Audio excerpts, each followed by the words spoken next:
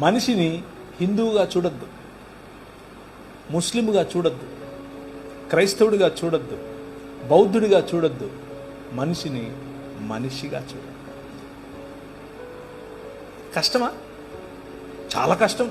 అమ్మో, చాలా ఈజీగా, చాలా కష్టం. మతం తట్టుకోలేదు, బట్టలు చింపేసుకుంటుంది. నిజంగానే. అంటే ప్రభు అయిన యేసుక్రీస్తును చంపింది ఎవరు అంటే మతమే కాదా?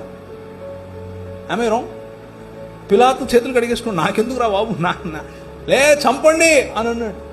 మతం నిజమైన మనిషిని చూస్తే బట్టలు చింపేసుకుంటుంది. ప్రధాన యాజకుడు అన్నాడు, యూదుల రాజుకు క్రీస్తు. ఏమి నువ్వు అన్నావు? అవును, నువ్వు అన్నట్టే.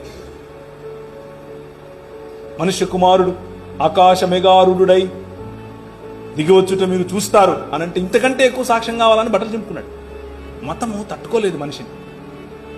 Try to live a real human life.